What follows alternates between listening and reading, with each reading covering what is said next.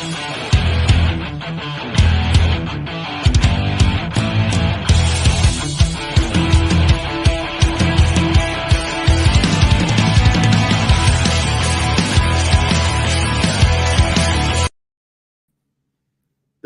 The whole thing went all the way through. That's bullshit.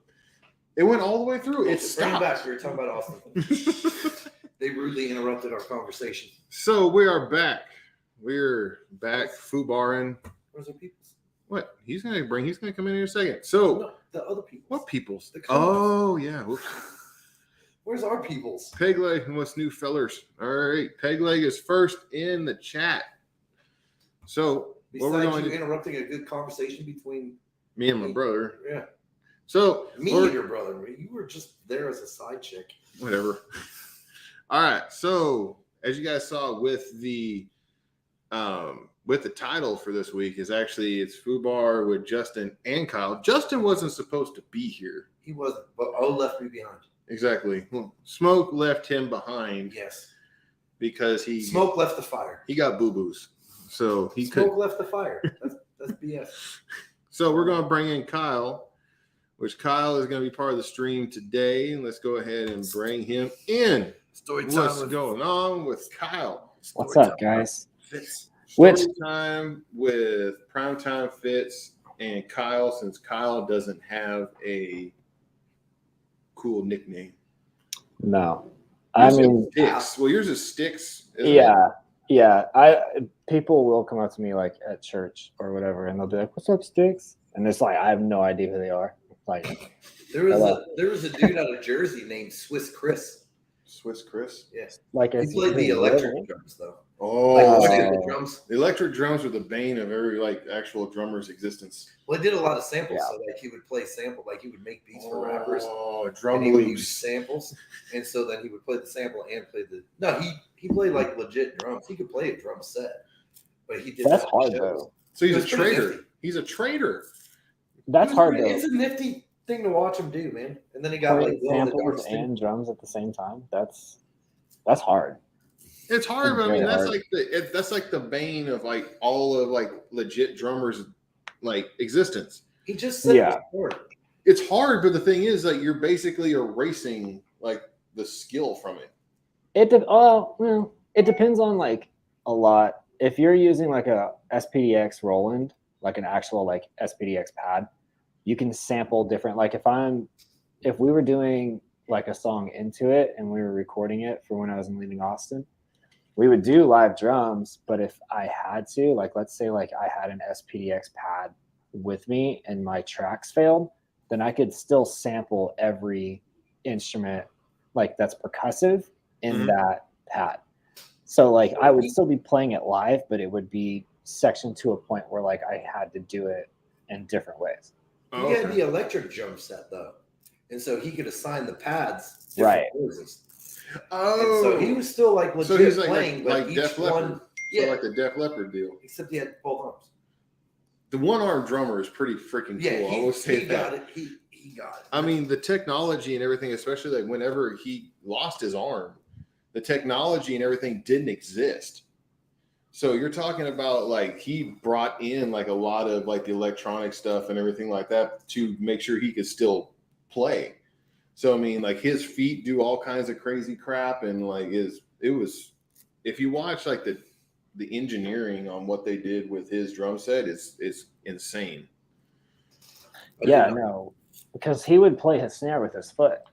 Yeah, and he would play toms based on which trigger was what. That's good.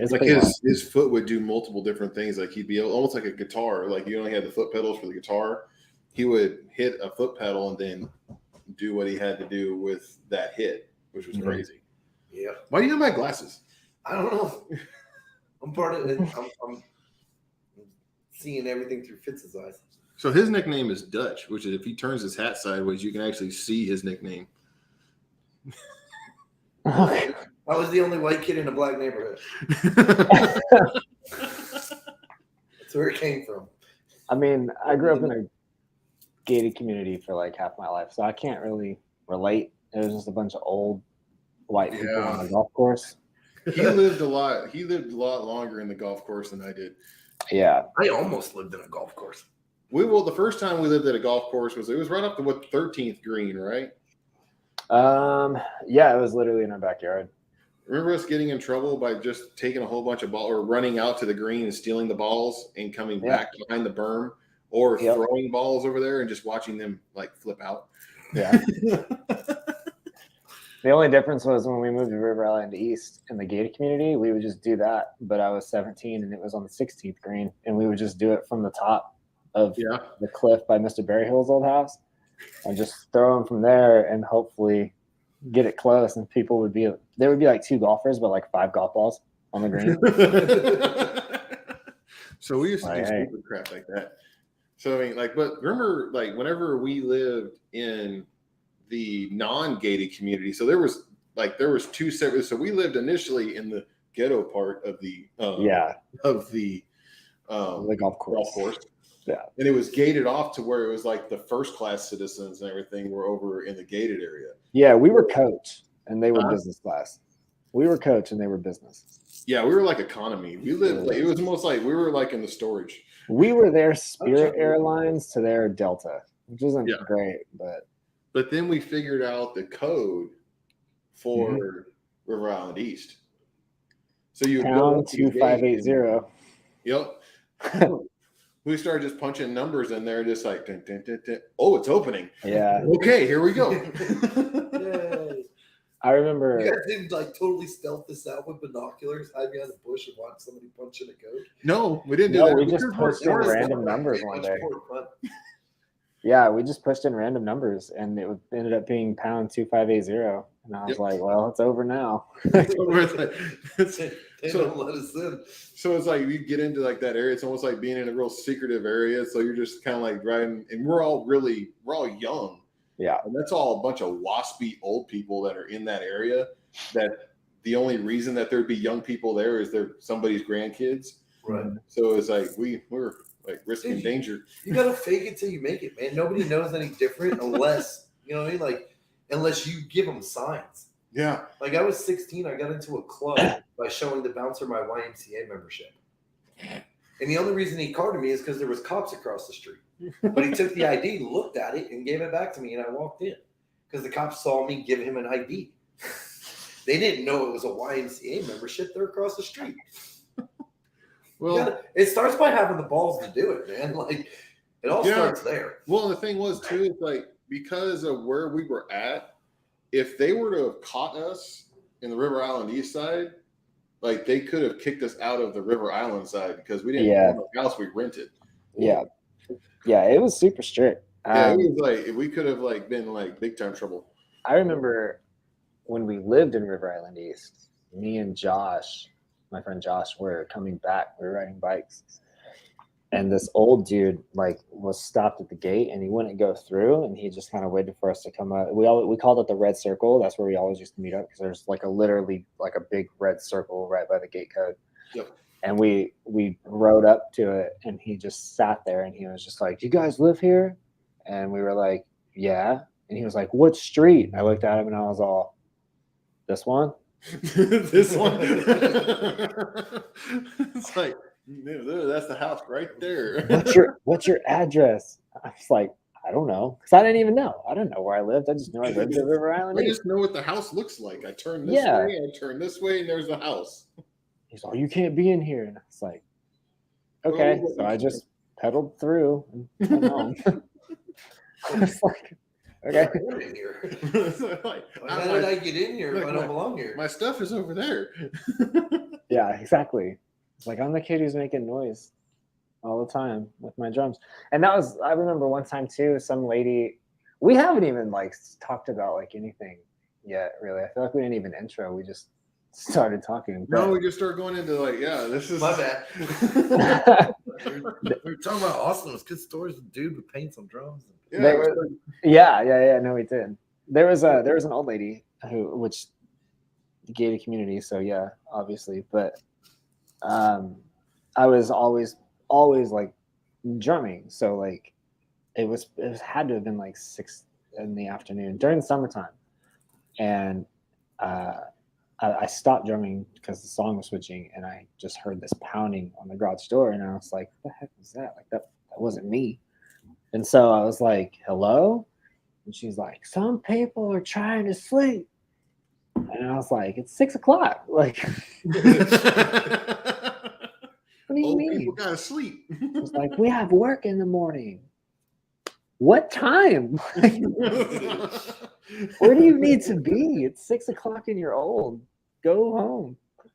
But that was what it was. I mean, you had some old people living in it. Like that area, you could tell a difference from the houses. Yeah. So like Yeah. it was like the difference between Ozark and Nixa. Oh, Yeah, the other side of 8 Mile. well, it's not 8 Mile. So we lived on both sides. I Like we remember lived there first and then start from the bottom. Now we're or upper middle-ish. Now we're here. that was the first time. We made it in the gate. We I made it know. through the gates. That was the first time that we had like people do our yards, and I was like, "What are they doing?" And so I remember thinking, like, are they doing that for free? Because we're not paying them. So like, I'd never seen it before. It was weird. And then that was because I stayed there until in Prime East. Or sorry, not Prime East, River Island East. I stayed at River Island East until I went to the military. Because I believe, because we weren't living in Porterville whenever I went to the military, would I? No, because we lived up there. Yeah, So, because we were at Nana's when you got your orders. yeah, because like whenever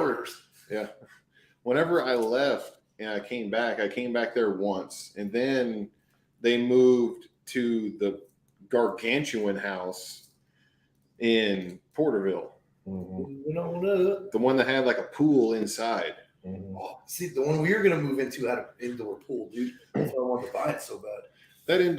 That place was huge. It's not as cool as you would think. No, I'll it's say not. that. Like the pool is always cold. Yeah. I don't think they had the heater, or if their heater was, it was broke. Well, the one I was getting was on a golf course. Like that's what blew my mind was that it had an indoor pool off the house on a golf course. You know what I mean? That's cool. Because there nothing about a golf course says I want to live there. Like built houses on those things, nothing says I want to live. I don't want to reach out my window and shake my neighbor's hand. You know what I mean? Yeah. And also, if you look at the house and what we're talking about too, it was really old and creepy. It was very 70s or 70-ish. Yeah. So you know that there was a lot of creepy stuff that was done at that pool. Yeah. I mean, that's what chlorine's for, dude. You're fine. I don't think there's I don't think there's enough chlorine to get through like chlorine. But yeah, so there's that one, and then freaking we've lived at, because you don't remember the house in Springville, do you? Was he that little? Where's the picture? He was. Yeah, hold on. Might as well start bringing this shit. We're gonna bring this up. So he was. Was he older or younger than that? I don't know why I agreed to this. He was this little. Yeah. Hold on. My laptop might go off right now because Mariah's watching this. She's gonna be like, "That was you," and I'll be like, "Yeah, he was that little." that half of that's my head, but yeah, you can see with just the ears. But yeah, he was that little. Yeah, but I have that look like I'm here to steal your milk. Like, I was ready, man. Where's your milk look money, at that. man? He's like, "I'm gonna take your milk bro. money, fool." Take your milk money. Look at Let that milk hose. money that long. And then me looking like his weird bouncer in a denim vest. Yeah, we look like a Western country group. Yeah, exactly. Like that. That's. I mean, honestly, like with the whole retro deal that a lot of people are doing, I mean, that could end up being the cover of an album. That's what I'm saying. Yeah, hold on. Yeah, we're gonna get away from that. And then we could take Rascal Flatts, God Bless the Broken Road. Yeah. Just slap that photo right on it. So or that one. Move your head. Yeah, you move that way. Oh man. That was in Springville. I have that look of like, who doesn't want to take a photo right now? Me. Where? I don't want to. But that's basically there's the whole crew. Which what I'm trying to figure is that like a tie-dye thing, or I'm pretty sure it's the same dang hat that you got on. No, it's not. This one's blue. That's blue-ish. Let's go. Right That is white. But yeah, no, But- that's Yeah. That one. I'm picking your nose. And here's our other brother. That's Corey. Which I'll have to try to see about bringing Corey in here one of these times just to see what he thinks of all this stuff. Which that was an interesting hair choice. I'm the last person to talk about interesting hair choices. Yes. But I know you had. I don't know what you had last time. It looks fine now. Now you look like an adult. Like I used to have the mohawk. It was growing out, it was doing well, and then I kept getting shorter and shorter and higher, then it looked real stupid. So I cut it off, and now I'm starting from scratch again. Just leave it at scratch. Like it looks Leave fine. it at scratch. Let's see your receding hairline. I know, man. My hair's got a better fade away than Kobe. He's got a real big, almost as bad as yours. Well, it's not receding, it's just disappeared. Yeah, same here with his. Yeah, it's all the way out here. but I can grow mine out, and it would be fine the way it When was is. the last time you actually grew out your hair, though? I just cut it like a month and a half ago, but I grew it out for like 5-6 months. 5-6 months. That's not really growing it out. It is for me when I cut it all the time. I mean, we see your head after a month, bro. Yeah, that's true. But there's the last of all the. I'm covering your. Why are you eating my hat? Yeah, that's with your little 5 o'clock shadow. Yeah. Whoa. Now it's at 6 o'clock, and I haven't shaved since. But anyway, that's all the. Oh yeah, and there's the photo of his whole deal with his band. Yeah. It's funny because like that's when I started. When I stopped, it was like everybody was gone. It was just It's like you and 2 other guys, and that's it. yeah, yeah. Honestly, All right. Now we'll go back to whoa. It's too big. There we go. There we are. Better now. But yeah.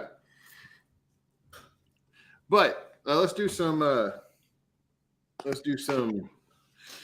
do we call it? House cleaning first. Talk with the people. Peg leg. What's going on, peg leg? You already said that, really. I did. Justin, did you throw gas on the fire too? Nope. Nope.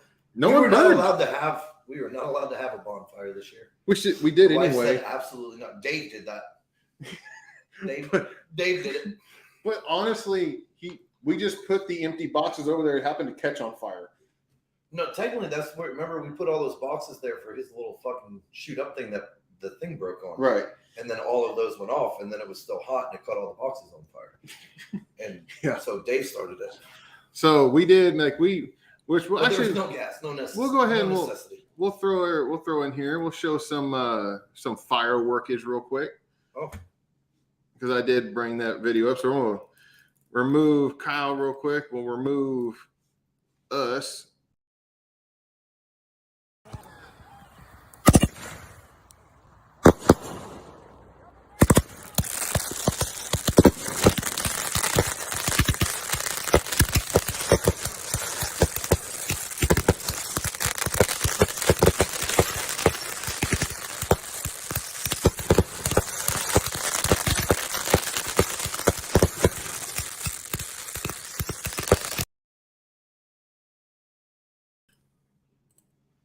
Whoa. There that America. Well, there's your head's coming up to a point.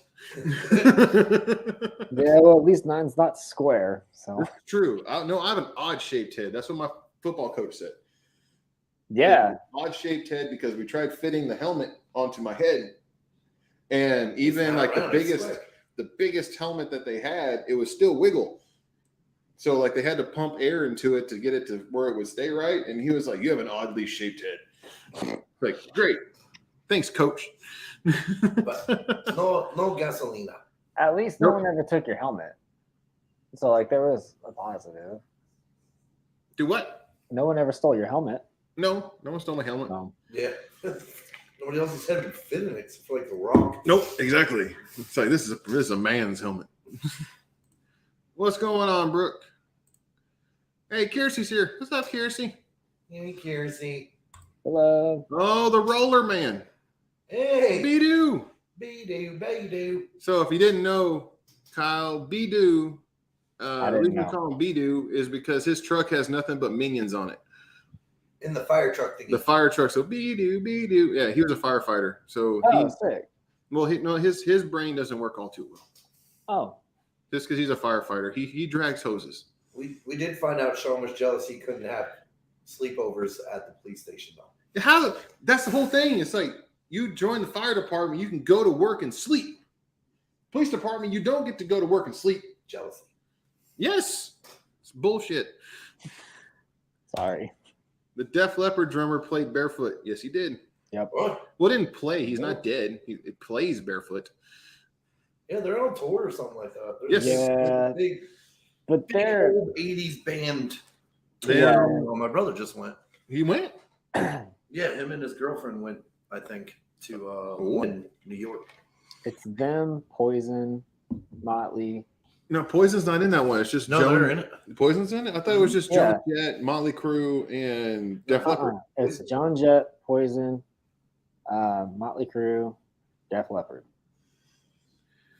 And not in that order. I think Motley Crue's headlining, but I think it'd be cooler if Def Leppard actually headline, because Def Leppard, man, they still play really well, and they didn't gain as much weight as Vince did.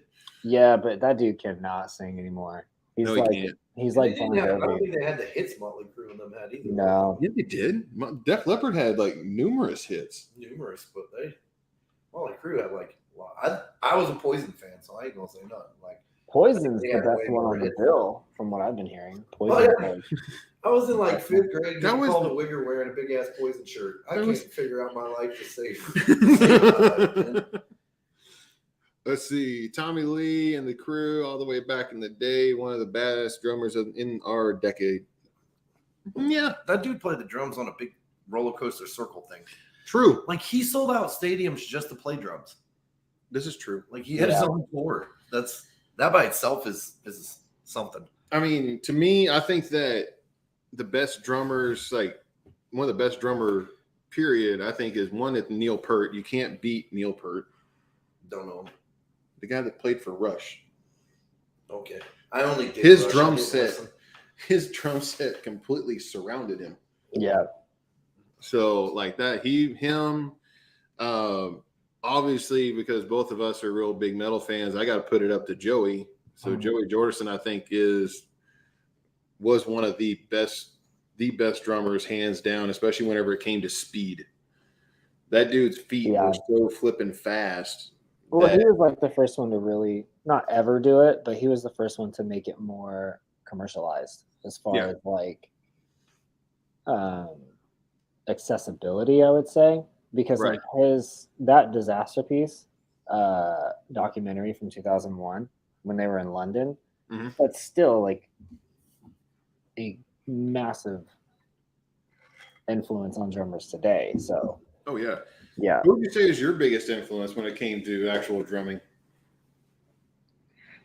You can't say me. Huh? It wasn't. Did you say you? It was bass drum in high school. Calm down. I played snare in the marching band. Who didn't even play I snare? did bass because I was the only one that could hold it. Because it was the biggest bass, and we had like little people. So it's like you couldn't put the bass, like when the bass would be dragging the ground. So like, hey, you get big bass. Here you go. Yeah. Number 5. Big. I don't know, man. I would say. I mean, yeah, obviously Joey Jordison because I grew up playing metal. The Rev from Avenged Sevenfold. Danny Carey from Tool. Oh yeah, that'd be a good one. Golly. What about the drummer Brad. from Foo Fighters? What's his? I can't Taylor remember. Hawkins. Yeah. No, because I wasn't really into Foo Fighters I didn't really get into them until like 2012, 2013. I think Dave Grohl, I would put him as one of my top because that dude's an awesome drummer. See, I don't think so. I'm not You saying think he's so? bad. He's great for what he did, but as far as like being like an influence, I would say that Nirvana as a whole was a lot more influential than Dave Grohl. I mean, true. I mean, yeah, because no one really would have known a Dave Grohl if it hadn't been for Nirvana, if it hadn't Right. been for Kurt. Right. And I mean, I think that because I mean, look at Foo Fighters. Foo Fighters was initially basically all the remaining members of Nirvana, just with a new drummer. Because More or less, Nirvana yeah. ended up Well, being- when he started Foo Fighters, he started by himself. And the only reason he brought in the people from Nirvana was because he needed someone to actually play the instruments live. right, and he already knew him, so I mean, it's just Yeah, might as well. yeah. So So, Foo Fighters ended up being Nirvana number 2. yeah, exactly. But I would, I have like quite a few of the top 5, but number 1, I would say Joey, and then Neil Peart, Tommy. So I mean, I would say Tommy for his showmanship, for sure.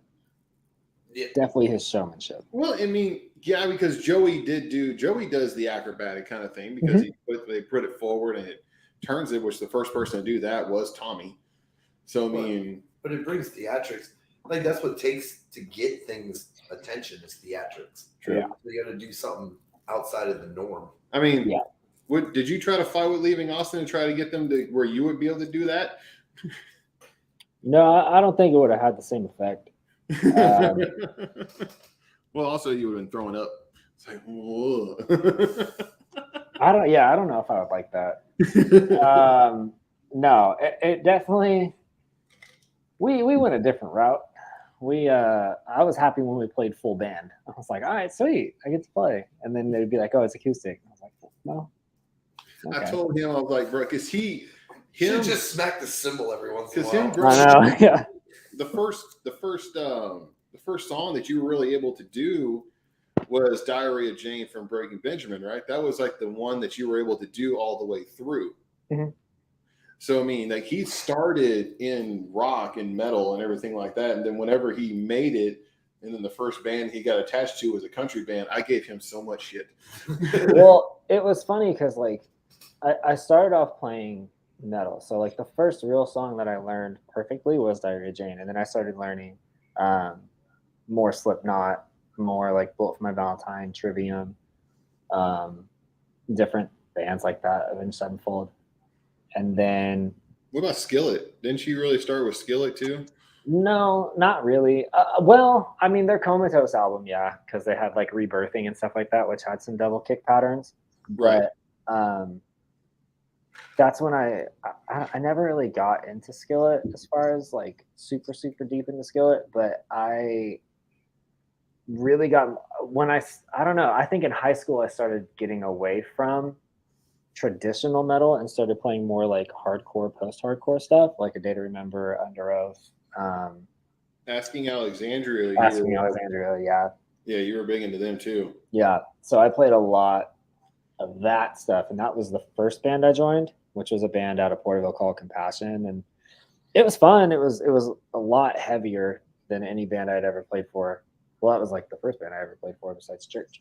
But your brother's into music too, isn't he?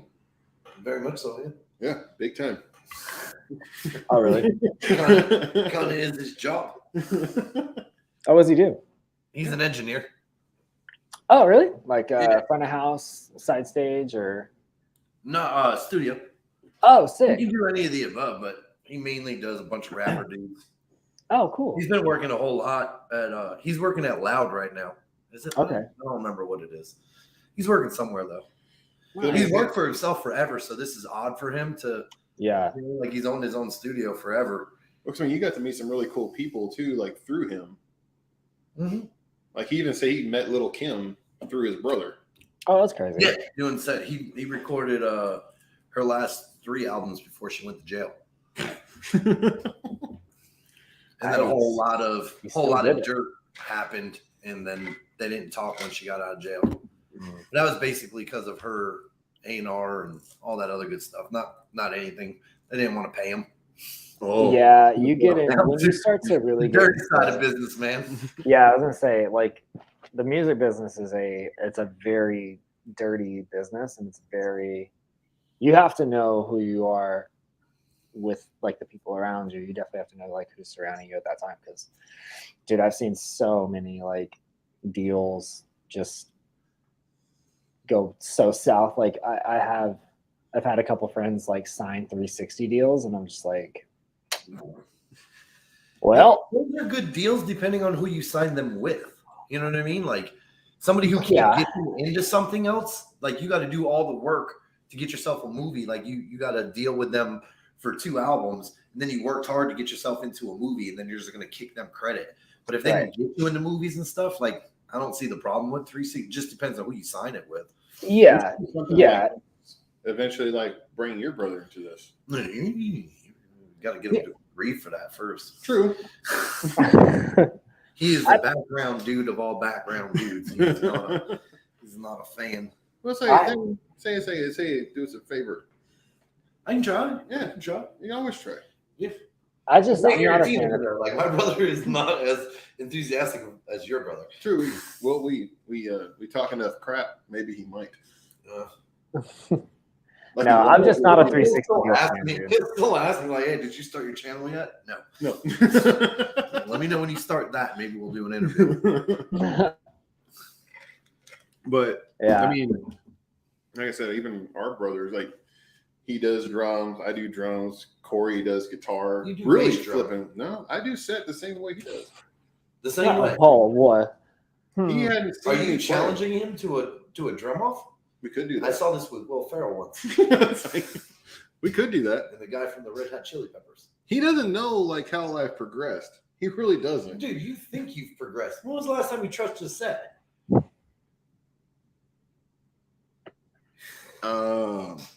You also thought you could ride roller coasters. You didn't feel so hot coming up. No problem. And rollerblades. You keep thinking you in the same spot you was 15 years ago. You are not.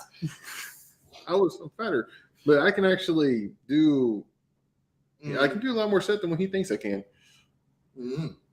Hold on. Are you saying, I'm not saying you're saying this, but are you saying that you're better? Are you saying that you're better than I am now? Say what now? Are you saying you're better than I am now at drumming, or what? Not say better. That's what he said. That's what he said. What I heard. That's what he hinted towards. That's what he hinted towards. I'm saying better. I'm saying that I'm better than he thinks I am. I'm not doubting that. I just know you're not better. That's because he thinks you suck. So, like, anything's better than bad. Unless you're bad. Well, if we put our running joke for the longest time was I can read sheet music better than he could. Not now. Oh. Huh? Oh. Not now, because he actually started doing it. Yeah, when I started doing studio work, I was like, oh, I actually have to know this stuff. He's like, these little ball, like little sticks with a ball on it. What the hell is this? That's the hardship of that. Like, I could never read and play. That's my biggest problem. That took me a while before I was able to read and play and then get the tempo and everything. That took me a while. But that's how I started, which this is how you started too, though. How'd you go away from it? Natural ability. I never started with when that. when you did band with Mr. Iden in elementary, you started by reading sheet music. Right. You said in elementary school you were reading sheet music, bro. I didn't. That's not when I started playing drums, though. I started. No, it wasn't. That's when I started, like, being in the band. But I started playing drums at like 6 when I would go to Jacob's house after school when mom and dad were working. I would play drums at his house all the time. That's right, because his brother had a Pearl set, didn't he? His brother had the first kit that I ever got. That was the kit mom and dad got me for my 10th birthday. But I would always go to his house after school and play drums. Yeah. Yeah, he had cool friends. I Take that. had friends that didn't do that. Yeah. They messed around with horses. Yeah, I didn't have that. No. Like my best friend growing up was Cody, and Cody, his dad was in construction, and he played video games, and that was it. That's the best thing. My friend Mike's dad. Y'all keep talking. I drank too much water. I'll be right back. Sorry. Okay, well, while you're gone, we can talk to our friends here. All right, so we're gonna bring him or pull him off of here real quick. But yeah, Tommy Lee. I give it to him. Not. What's up, Timmy? What up? Better late than never. Damn, dude, you got hair. Who got hair? I did. Like whenever this is whenever I was showing photos. Oh, yeah. Yeah.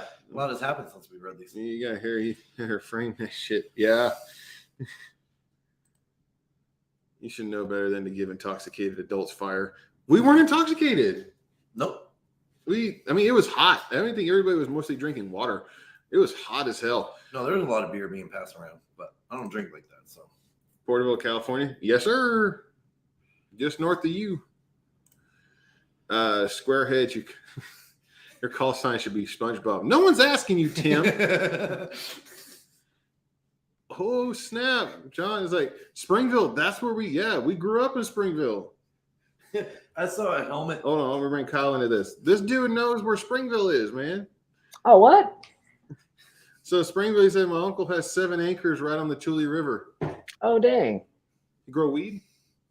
That's how you know you're from Springville, because you know what the Tule River is. Yeah, like that's the Tule River, and if your uncle owns 7 acres, more likely, like either he's growing weed or weed is growing on that property. You just don't know it.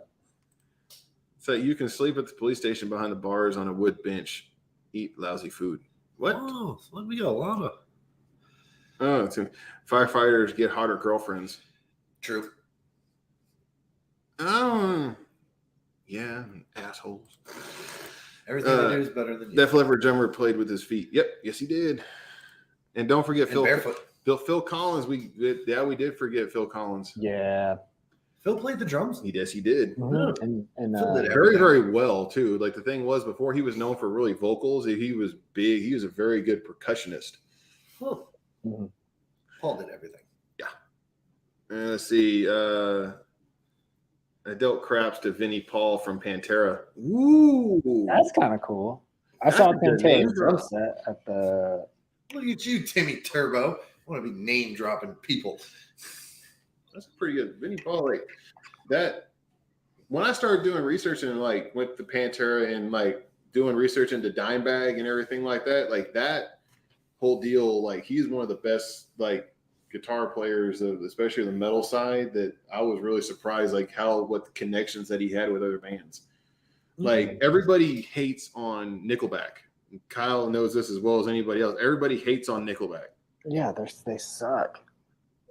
But they're amazing musicians. I'm not gonna take that away. Exactly. But the thing is, why does everybody think that they suck? Because it was almost kind of like watching Jimmy Johnson or watching Tom Brady.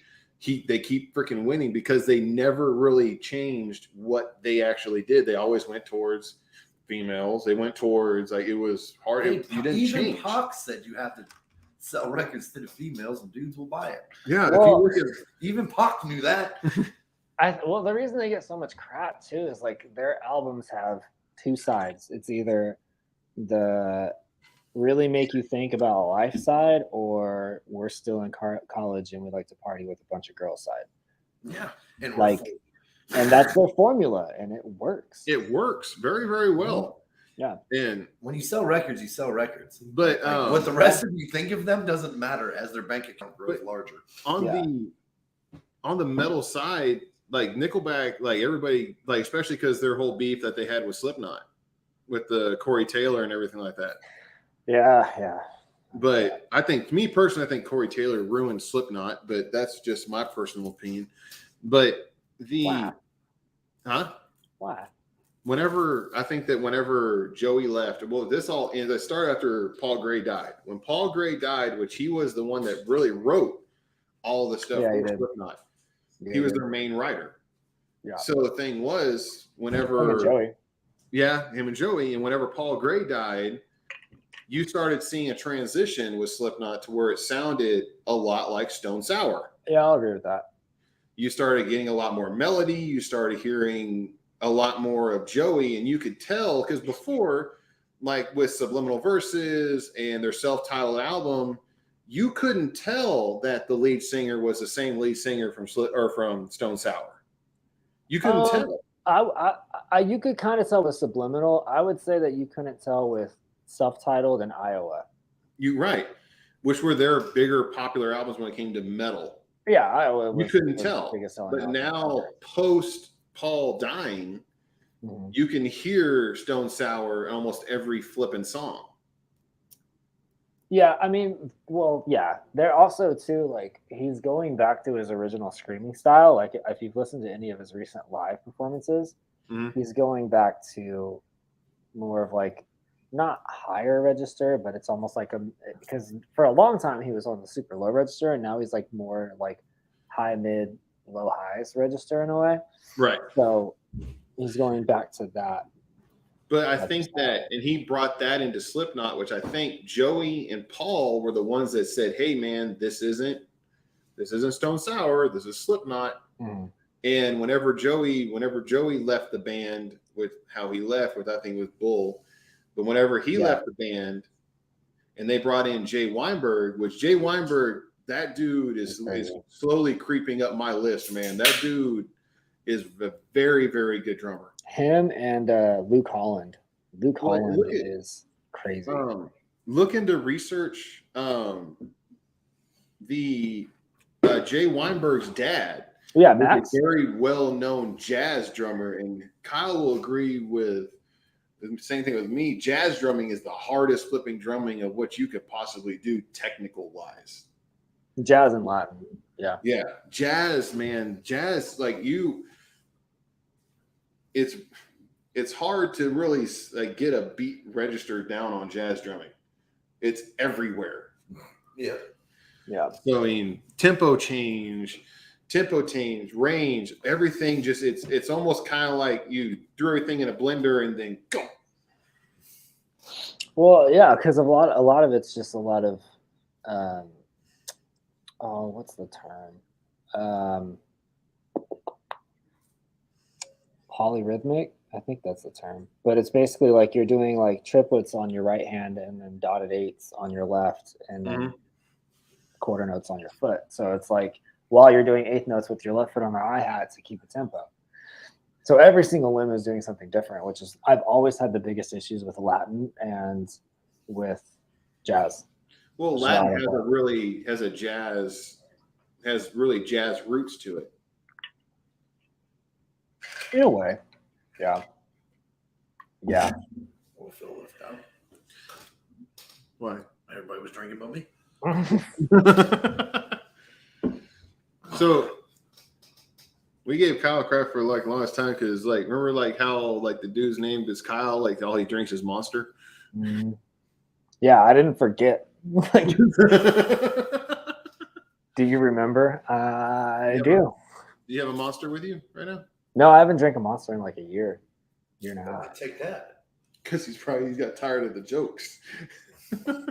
No. The last time I had one, I don't know if this is what did it, but like it caused, and Mom had the same issue, but it caused me to have like a massive anxiety attack and like terrible like chest pains and stuff. So I was like, okay, I'm not doing that anymore. Oh. I did almost have a similar thing happen to me whenever I drank Redline. And Redline. Well, Redline in the military, like whenever I was in Greece, that was when Redline first came out, and they came out in those little 4-packs. Yeah. And it really wasn't a drink. It looked like you could get it in the medicine cabinet, like the medicine area. It was like a little thing like this. Like it was 2 5-hour energy shots, but it said on the side, do not drink the whole thing at once. Oh. And you have to like ease into it because if you drink the whole thing at once, it said that you might get heart palpitations and irregular heartbeat. Yeah. And I was stupid and I thought it was a 5-hour energy shot. You're dumb. There was shaking. Like, there was shaking involved. I thought I was hallucinating. Yeah, there was. I didn't do that again. It's a bad You feeling. think you're hallucinating. I don't know. I thought I was hallucinating. May have been real. I don't know. Maybe there's such thing as a pink unicorn. I dream that way sometimes. Like I wake up and I'm not sure if I dreamt that or if it was real. Yeah, see, Timmy knows liquid cocaine. Yeah. That's exactly what it is. Honestly, like the pre-workouts I take now have 300 milligrams, and I'm like, okay, I'm done. Like that's good enough for me. I'm not trying to die. See, now it's like, okay, let's go over here. Vinnie Paul straight up killed it on the double bass. Seen him on their Cowboys from Hell tour in Fayetteville, North Carolina, in the New Cumberland Civic Center Skid Row open forum. Wow, Oh, that's cool. That's a really good. Skid Row. Wow. With Sebastian Bach. I'll say though, the worst concert I ever saw was Motley Crue. That was the worst show I've ever seen. I've heard that from a lot of people, especially now. It's like that and Guns N' Roses. I've never seen GNR, but I could believe that. Yeah. I've heard some really bad things about GNR, but Def Leppard, I've heard great things about them. Look, some people just got old, man. Like, yeah, dude. Honestly, whenever you get old, stop playing the stuff that you played when you were younger. But that's what people come to hear. And like, I took Missy, 3 years ago to see Garth. Mm. You know what I mean? Like, and Garth played like 2 or 3 of his new records and played like every jam. Because that's what you go to see Garth for. Right. Although Garth is still killing it though. Yeah, because it's not. Well, Garth just got fat. I would love to see Garth. Dude is like 60 and still runs around the freaking stage like he's an idiot, man. Because he is. I was first introduced to him. I went to his free concert in Central Park. I saw him which is funny. I saw him because whenever he left music for a while his daughters were going to high school, we was in Yukon, Oklahoma, which is where he was from. Mm-hmm. And Yukon, like I walked into Walmart in Yukon and he was in Walmart, which is funny because no one was really surrounding him. But the thing was, he looks like everybody else in Oklahoma. What? Fat, bald, but he had a freaking hat on and Wranglers and tennis shoes. And then once you make yourself known inside of that, like it's just a thing now. Like everybody's just like, "What's up, Garth?" What's going on? It's like, that's cool. Like y'all been buddies for years. But that would be an awesome show, like especially the Cowboys from Hell. Like that would be awesome. There was one time were we doing CMA Festival? Or I don't remember what we were doing. But I was back in Nashville and there's 2 bars called Winners and Losers. Mm-hmm. And we went to Losers at like 11 o'clock in the afternoon or in the morning, which going to a bar at 11 a.m. called Losers. That's classic in its own right. I'm just saying, like, it speaks for itself. So I don't drink, so I went to like this arcade thing, like down like the walkway a little bit. And so I'm sitting there playing, and then I get a text from one of our guys. He's like, "Yo, you got to come back. Like, you got to meet this dude." So I go back over there, and they're sitting at the bar with like this super like older dude. Like you could tell like this guy, he'd seen some stuff. And I walk up. I do not remember his name for the life of me, but it was something weird. And we were just talking, and I was like, "So what do you do?" And he was just like, "Oh, like I'm a songwriter." I was like, "Okay, cool. Like what songs have you written?" Because everybody there says they're a songwriter because it's Nashville. You're either a singer, you're a songwriter, or you're a singer-songwriter. Like that's it. Right. And he was like, "Oh, I wrote Friends in Low Places." Yep. And I was like the Garth Brooks song "Friends in Low Places." And he was like, "Yeah." And I was like, "Oh, okay, crazy." Like, so like he was telling us a story about that, and I didn't believe him at first. And then he told us, he was like, "I sold that song for $850 and a bar tab." Damn. And I was like, "Well, you had a bad deal." Like, your negotiating skills suck. And so me and Mike, the old guitar player from our band, who I'm actually going to the studio with tonight to record a new single for one of his artists. Me and Mike, we looked up the guy, and sure enough, he wrote Friends in Low Places, and he sold it for $850 in a bar tab. And I was like, What he sold? man. So he sold it to Bastion? Huh? Didn't Bastion? No, Bastion did Rodeo. Yeah, he did Rodeo, and then he did We like grew up, something else. right down the road from the guy that wrote Rodeo. There's a lot of, like, remember when I went to Alabama, we went to Fame, Mhm. and Fame has a lot of hit records that they wrote that they're not responsible for anything but writing, and Right. they get paid they have the rights to All for One, not All for One. That stupid song All for One did though. I think it is All for One. I don't remember. But it's a really big song, and it got made over by like every genre, and they get paid off of each one of those. It's like, good God. That's what you want. A lot of copyrights on. You want royalties. You don't want a fat paycheck up front. You want the royalties. Right, exactly. Because you don't know, like, later on that something that song is just going to blow up from out of nowhere. You know what I mean? Well, look at like Ellie Goulding. So her song Lights, that was super popular in like 2010. She first wrote that song in 2008. And it was like a single for 2 years and did nothing. And then it just hit. And now it's like one of the biggest dance EDM songs ever. Have you watched I believe it was on Netflix, that there was a guy that is from Sweden that Avicii. No, it wasn't not that one, not the one that I was thinking of. It's the dude that basically has had his hand in almost every huge pop hit all the way back before like Backstreet Boys. So like even like big, huge poppy hits, he's had his hand in. I don't think I've seen that one. I can't remember the dude's name. I gotta go into my Spotify, but I watched it and it all goes and it ties back to what was the name of that band? They did Dancing Queen. ABBA? No. ABBA. There you go. Yeah. It goes all the way back to ABBA because like the way that they tapped into different songs and everything like that, different ways of music and pop music and everything like that. Like it goes all the way back to ABBA. And I was like, wow. Well, hold on. It was ABBA. I get crazy copyrights off of that though. Oh yeah. But Fame has a lot of them. Yeah.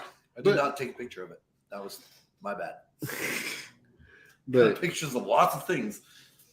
But not that. Not that one. No. But oh wow, that was loud. Sorry. I Swear. Okay. They own the rights to I Swear. Really? Yeah. Dang. That was done by They hire. Wasn't that was done by Boys to Men too, right? All for One did it, and then some country band did it, and then it gets used. It wasn't just some country band. That was a big name. Was it Diamond Rio? Huh? The Diamond Rio, exactly. So yeah, they own the rights to that. They own because what he was telling us was they just go out and hire songwriters, man. Mm-hmm. You know what I mean? Like, well, that's what he figured out too. Like whenever you guys did the whole lot of that stuff in Nashville, it's like the main two guys from Leaving Austin really started just doing more songwriting than they did like going out and touring, right? We didn't play shows. I mean, obviously because of COVID, but we didn't play shows for like 20 months because they were just writing, which was cool, but it sucked for me because being a hired gun, like that's how you make your money. Right. So that's why I'm getting into more studio work because that's where the real money is at. Right. The studio work, it's not in live shows. Like the last show I played with Leaving Austin. So like, I'll give you like, here's how, and it's nothing against Leaving Austin. Like I even though I'm not in the band, like I love those guys, but like, here's how the music business is very screwy. So we sold out. It was us, Chris Young, Cassidy Pope, Matt Stell. No, that was a different one. It was Matt Stell, Mitchell Tenpenny, John Party, and us, and it was at the San Diego waterfront. So we sold it out at 14,000. We had for our set, we had about 7,000 people there, so half, which is huge for us because we were opening, and or we had one opener in front of us, and I made $80. You mean After 80. Oh, 80. I was like, $8? Damn, that sucks. Yeah. $80, dude. And that's after like selling all that stuff. And granted, there was like a couple bad business deals on their end that was below my normal rate.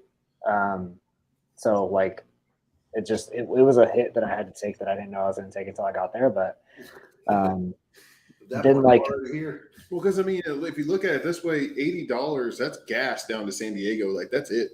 not now. Oh, no, now that'll get you like halfway, like not even a quarter. That'll get you a Happy Meal. I don't know what you're talking about.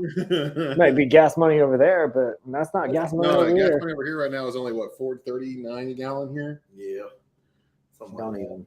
420s, Yeah. 430s, 440s. Yeah. It fluctuates daily. Which is like, it's crazy for us over here because we're used to being in like 250, like 275. It was like $2. Yeah. It's right now it's $5.90 where I'm at. Do what? It's $5.90 where I'm at. Yeah. Yeah. It was up to like what, 7? No, it was. I think the most I ever paid was $6.28. It's all going to Yeah. keep back in. They're just suspending taxes right now. Right. Yeah, So you can do that forever. Is it Jimi Hendrix, best guitarist ever, followed closely by Prince? Wow, Pegleg, you're showing your age, man. Prince. Prince was a musician. That dude could play anything. yeah, I But don't know if Mike played many things, but Michael Jackson was a huge perfectionist. oh yeah. yeah. See, he was. Mark says, I see the body grew into the head. No, it's still bigger. Yeah, because apparently fat goes into your head too. So I mean, as a GNR sucks in concert. Their sound is total shit. Axl Rose didn't give 2 shits about. It sounds like seeing him in concert at Dodger Stadium with the Colt when I was at home on leave. Yeah, hey, That's the hard part, man. Is when the musicians don't care, especially like your biggest, like I don't know, like Axl might have been bigger than the band. Axl thought he was bigger than the band. That's what the thing was. Is like with Slash and Axl, like Axl needed to realize. Axl needed to realize that his sound only works with GNR because that sound that he has doesn't work with anybody else. No, yeah, you're right. There's a couple guys that we've played with that. I mean, that's why like I give country music like a lot of credit because usually, not all the time, but usually they sound exactly the same as they do on the record. Mm-hmm. But there's been a couple people where I was like, that's not what that's supposed to sound like. John Michael Montgomery was one of them. I saw him in concert. I did security for him whenever he was in Oklahoma City. Mm-hmm. And he did not sound like what he did at all. Neither did Gary Allen. He didn't sound like that either when we played with him. And you said Tenpenny, like Tenpenny is actually really popular over here. Dude, I was so excited when I met him. Like that was because I don't listen to country, so I don't know half the people who we played with, like at all. Right. He didn't. That's why I listened to country growing up. He didn't. I never did. When we played with like. You played with Dwight Yoakam. No, we didn't. I didn't. We played Wasn't that with, what the first ones that you guys actually opened for was? Didn't you meet Dwight Yoakam or who was it that you met? I met Joe Nichols, and so I met almost everybody, but the first person we ever like opened for was oh god, he's blind. What's his name? That's what I'm trying to think. What's his name? I can't think of his name, dude. Country guy? I can see his face, but I can't. Exactly. I can do the same thing. Search blind country singer. Yeah, it's Oh my God, what's his name? God dang it. Ronnie Millsap. Ronnie Millsap? Yep, Ronnie Millsap. Yeah, we played with him.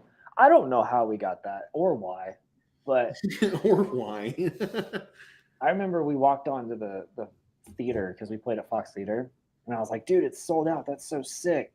And then I walked out and I was like, the average age here is like 83. Like, what the heck? And then I remember I went up to Austin afterwards. I was like, who is booking these shows? And why? And how do we fire them? Because no, what the heck? But no, weren't you guys on the same label, like what, Brad Paisley or what was that? Yeah. So Brad Paisley is. Oh my God. See, I should have shut my notifications off because. Or just put it on vibrate, which is what I did. I don't know how to do that on my computer. Oh, you're on the computer. Okay. Yeah. I'm like, you don't know how to put your phone on vibrate, bro. New phone. Who dis? So, what was your question? Sorry. See, here's my brother. I don't remember what you said. I don't remember. Anyway, that's a good little jumping off point. We can go over here. Yeah, that's fine. Justin, go Niners. Yep. So I'm talking about Niner gang. Johnny on the flip side. Yeah. Go. 527, the cheapest here. Oh, he's there because he's in Vegas.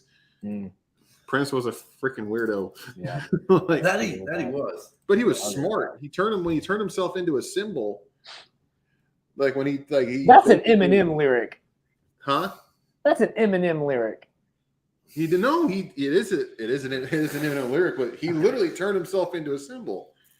And it was to basically undermine the record company. Yeah. Right.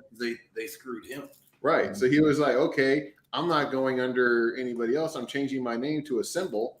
Yep. And you can have Prince, but now I am the arm is formerly known as Prince. Yeah. They said, like, I watched a thing on this not too long ago. Not a thing, but like somebody just talking on one of those TikTok things or whatever. And it was his son, I think, or his grandson. I don't know. Anyway, they said, man, like, could you imagine if he would have owned the rights to it, like how much he could have sold the little red Corvette? Oh, yeah. For. Oh, good God, like, yes. And like like TLC, like a lot of people back in the day, they just got ripped off, man. Mm-hmm. Like we was talking about earlier, bad contracts, man. But you gotta read those. Like you get into the game dirty. You know what I mean? Like you sign the deal in expectation, like, oh, like you're just super hyped to get the deal. Right. Not realizing what you really signed. That's why, like, a lot of people. Well, it happened to, heck, it happened to Motley Crue. It happened to quite a few people. Heck, we didn't realize. You realize that happened to us. Who owned the Beatles? Like, who owned their music? Michael Jackson. Yeah. He bought the catalog. Yeah, he bought their catalog. Bad deals happen all the time, dude. The problem is like people automatically think that bad deals. People automatically think a deal means you made it. Right. And that's a deal is just exactly what it's a loan and interest is all it is. Yeah. So like if you take a deal for $1 million, there's going to be interest on that. You have to pay that back, and they're going to take a percentage off of everything you make, whether it's merch, ticket sales, downloads, record sales. They're going to take everything. So like you have to pay that back plus interest. You're looking at paying back on $1 million deal 1.4 to 1.8. So it's like you're really going to be in the whole 800,000. So now back, we're splitting money after that. Yeah. You're making 100% profit on that margin either. Yeah. You're splitting after you pay back. Right. Exactly. So now, like, I think as much as I'm not a TikTok fan, I think the easiest and most effective way to get your music out there is TikTok, because TikTok has over 758 million people on it at any given point at any given day. And then not only that, my brother told me that for every, like, you know how you get like a minute clip or whatever, and they play like that Oh No record or whatever, they're getting an entire spin off of that. So it's counting as an entire spin. Yeah. So like and too, like, so from what I've heard too is like the 15-second clips or whatever they are, like you would have to have like, I think it was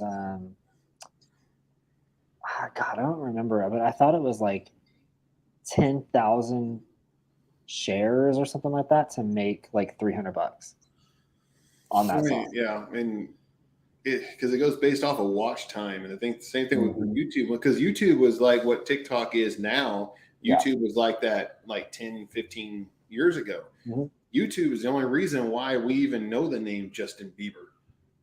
Yeah. So I mean, Justin, I can get you. But see, that's the problem too. Is everybody tries to get in thinking they're going to do it, right, and it's like the amount of work you have to do to get all that nonsense. right. Like it's not like Justin Bieber just showed up on YouTube, caught a deal. There was a lot of work behind the scenes before that, and then obviously good luck and connections because he ran into Snoop and all them too. So True. Yeah, no, and the thing is too is like there's so many different ways to make a living. The problem is people associate making a living in the music business is making it as far as like multi-millions of dollars and multiple houses and cars, and that's not the case. Like I know plenty of people who make a living in the music business, like a good high 5 figures, low 6 figures living in the music business, doing nothing but sound or doing nothing but engineering, like your brother. Right. One of my friends, he's the front of house engineer for state champs, and he's on tour right now. And he's doing great. And he used to be the front of house engineer for John Langston, but like that connection that he had with Langston got him to state champs. So now he's doing all these, pop punk tours and festivals and stuff like that. So that's the one thing that I would probably take away from the music business the most that I learned when I got into it was making it, number one, looks different for everybody, and number two is not even close to what is perceived to be as making it. Right. I mean, that's true. You have to make it and you have to sustain it. So I mean, like bands like Metallica. Mm-hmm. Metallica ran and held a power curve and never really changed the way that they actually are. And now like they just keep going and going and going. Except for Saint Anger. That was a trash album. Except Saint Anger. Everybody hates Saint Anger. But I mean, and that's something to be said about that band is that everybody hated that album. Yeah. But they're riding on a success of literally 2 albums of the Black Album and Master of Puppets. Yeah. Like they're riding off of the success of those 2 albums, which were made in the 80s. Well, yeah, too. That like they died out for a little bit in the 90s, and then Death Magnetic came out in like 07 or 08, and that was what really kind of revamped their notoriety. Well, like a newer generation. And because Dad used to play the S&M album. Yeah, that's their best one in my opinion. I think so too. Like their S&M album when they played with the San Francisco Philharmonic, when you mix in classical with metal, that's harmony. I think that's. And a lot of bands did that because of it. I mean, look at like Bring Me the Horizon. They did it. Architects, they did it. Did you see the new one that they did? They did S&M a couple years. They redid S&M a couple years back. Like they went with the San Francisco Philharmonic again. And did the same thing like they did. I didn't see it. I didn't even check that out. I checked it out. It was pretty good, but like the original, go Queen. Well, Queen. I mean, I did not realize that because we didn't grow up Queen fans. I didn't really know who would. I knew Queen, like I thought it was We Will Rock You and We Are the Champions, but I look back at how many songs that were in popular culture because of Queen. Yeah. And I was like, holy crap. Yeah, man. But Queen was the first step against everything. True. Like in one shape or form. Like when they dropped Bohemian Rhapsody at 6 minutes. When every song in that era was like 2. Exactly. You know what I mean? And what's it? Like, what are we doing? During I watched the Bohemian Rhapsody, the show, the movie, and like what they had talked about when their record rep was like, it goes on for 7 bloody minutes. It's just like, it's like I'm making up words. Like it's just like it's a Bismillah. What the heck is Bismillah? But I mean, it worked, and I mean, they didn't think that it would work, and then now a lot of people are eating a whole bunch of crow. Yeah. But Nothing. You have to make things work though. Like True. the biggest thing is, like I used to dabble in recording and stuff. The biggest thing I used to tell like all the artists that I work with, which were mainly rapper dudes, but like, dude, like you're a shepherd and your fan base are sheep, but there's a million shepherds. So why do they want to follow you? Yeah, you have to find you. You got to have a gimmick. You got to have a scene. You got to have a, you know what I mean? Like you got to have all that in place. True. It's smoke and mirrors and a show at the end of the day. And if people aren't entertained by you, then you're not going to get anywhere. True. And I did say, because I know Kyle's going to have to leave here pretty soon because he's got to go do his deal. Yeah, I got to get going right about now. I did say that we would do embarrassing stories. So I will start it off with mine. I don't know if you were there for it. You're going to have to tell it with me gone, man. I'm going to have to watch it at a different. Well, hold on. Whenever I scored in the opposite goal. Yeah. Were you there for that one? Oh yeah, I was there. I wanted to leave, but I was there. You would never miss a mess up with yours. I got super excited. I got the rebound, and I forgot which side we were on, and I picked it up and put it in, and then ran down the opposite side of the court and celebrating. Makes sense. My dad literally walked in. They walked into the court, saw that happen. Dad turned right back around and walked out. But I will say, like, one of the last things like embarrassing about him. You still scared of Beavis and Butthead? No. Oh. I was afraid of them when I was like 5'6". But I got in so much trouble because I would imitate Beavis. Yeah, it would freak me out. And Kyle would run away and cry, and I would get grounded. I'll tell you what, I saw a thing of them the other day, and they sound like Peter Griffin. Yeah, they do. If you really listen to them, they sound like Peter Griffin. But all right, Kyle, we're gonna get out of here. I know you got to go do some work. Yeah. But I'll see you later, bro. And we'll have to do this again. Yeah, I'm down. We'll actually tell stories the next time. Yeah, well, we just went into the full-on music deal, and we took up an hour and 15 minutes. So it works. Man. Yeah, nothing about trucking at all. So if anybody came in here thinking we're going to talk about trucking, nothing. This show goes where it wants to go. Yeah. We talked about blindside backing for like 30 seconds, and then just that was before we were actually on. Yeah, we weren't even recording. Sorry, we talked about trucking before we actually got live. So sorry, guys. But anyway, right, we're gonna get out of here. Kyle, it was good seeing you. You too, man. Get out there, go out there and start tapping and banging on some crap. I will. So we'll see you later, buddy. All right, man. All right, guys. So we're gonna go ahead and get out of here. Hope you guys enjoyed this one. Smash that like button, share it. Anybody, especially, I can say it's Metallica. Yeah. Oh, you used the U, not the O. Oh. Did the couch make you ride the coach? I almost said couch. Did the coach make you ride the? No, he kept me in there, but I got so much crap for that for a while. Because just on top of the fact, like celebrating, going down the lane and celebrating. Going back to your side of the. That was, I felt that was kind of bad. But man, well, good God. But yeah, I used to get in so much trouble. Because I would hey, Beavis. And Kyle would just run away screaming. And then I would get the belt and grounded because he didn't like Beavis and Butthead. Hey, man. Nothing wrong with that. But now Beavis was making a comeback, but I just want to make sure he was still. Wrong way is a better call sign for you. No, I haven't driven down a wrong way road. I've never done that, but I did score in the opposite goal. So when I realized that the other team was. You went down the wrong highway, too. What are you talking about? Oh, yeah. When? In the Navy. Huh? Travel the old Hershey Highway. I did not do that. That is the wrong way, sir. That is the wrong way. You don't talk bad about the Navy. You're a Navy brat. Shut up. I didn't serve in the Navy.